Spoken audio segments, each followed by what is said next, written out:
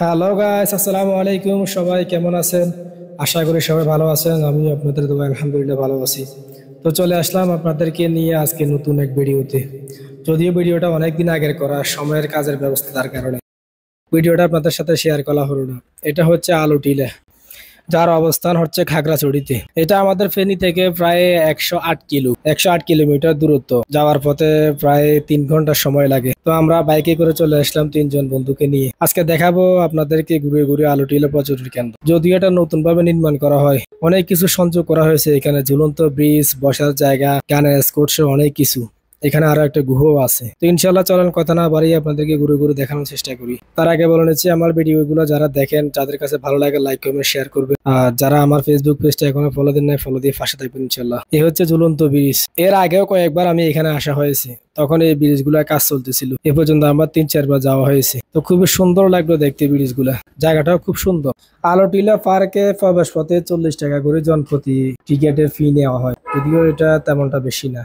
পার্কের ভিতরে বা পার্কের আশপাশে ঘোরার জন্য নিরাপত্তার জন্য প্রশাসনিক লোক নিয়োগ দেওয়া আছে। এখানে ঘোরার ক্ষেত্রে কোনো প্রকার কোনো সমস্যা হয় না। খুবই শান্ত শিষ্ট একটা পরিবেশ। সত্যি বলতে পাহাড়ে এসে ঘুরে দেখা মজাটাই আলাদা।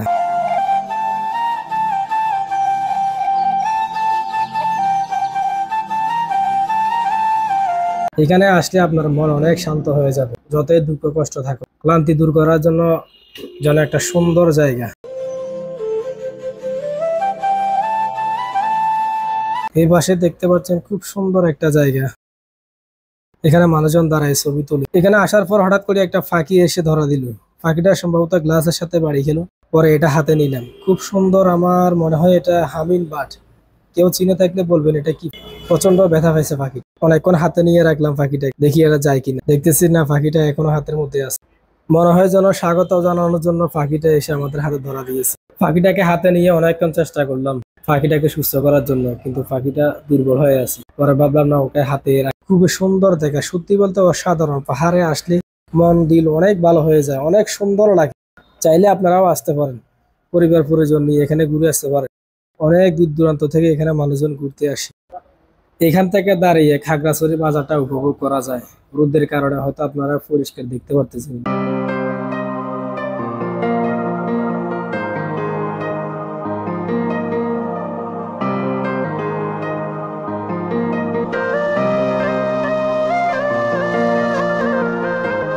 বনায়ন বনা সুন্দর শিশু মাতৃকুল, ওইভাবে পাখিটা ছেড়ে দেওয়ার জন্য চাইতেছি। মোটামুটি আলহামদুলিল্লাহ ধীরে ধীরে একটু সুস্থর দিকে আছে। পাহাড়ের মুক্ত বাতাস, মানে অনেক শান্তি আছে। এদিকে আরো সুন্দর একটা জায়গা দেখেন। এখান থেকে পুরো খাগড়াছড়ি বাজারটা দেখা যায়। পাহাড়টা সম্ভবত 3500 থেকে 4000 ফিট উপরে। আস্তে আস্তে আমরা ভিতরের দিকে গেলাম। খুব সুন্দর ভাবে পরিপাটি করলো। এর আগের বার যখন আসছি এগুলো কাজ চলমান ছিল, তখন এদিকে আর প্রবেশ করতে পারিনি। আপনারাও আপনাদের পরিবার পরিজন নিয়ে এদিকে আসতে পারেন, খুবই অল্প খরচের ভিতরে।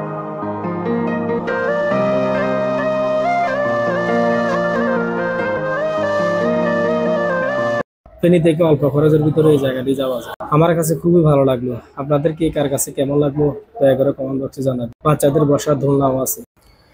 আমার কাছে এই জায়গায় আসার জন্য বিশেষ সময় হচ্ছে দুপুরের পর পরই, কারণ সকালবেলা এখানে প্রচন্ড রোদ থাকে। দুপুরের পর পর সূর্য এক পাশে হেলে খুব সুন্দর দেখায়।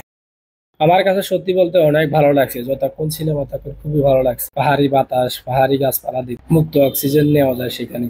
আর এদিকে দেখেন অনেক বড় সড়ো করে একটা জায়গা করছে, যেখানে আপনি চাইলে আপনার পুরো পরিবার, বন্ধু বান্ধব, আত্মীয় স্বজন নিয়ে এসে ঘুরে বসে কনসার্ট করতে পারবেন। খুব সুন্দর করছে। এখান থেকে পাহাড়ি উপভোগ করা খুবই সুন্দর দেখায়। চলুন আপনাদেরকে পুরোটা দেখেই আসি। আর একটা বিষয় হলো, আমার কাছে খুবই ভালো লাগছে জায়গাটা সুন্দরভাবে ফায় পরিষ্কার করে রাখছি। এখানে আমরা যখন গেছি তখন অনেকে দেখলাম এখানে ঝাড়ু দিতেছি।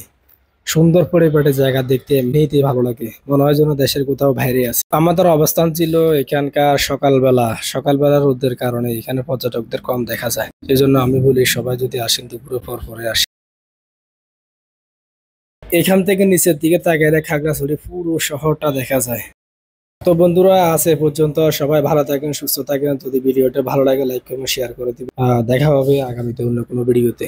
সেই পর্যন্ত সবাই ভালো থাকেন। আল্লাহ হাফেজ।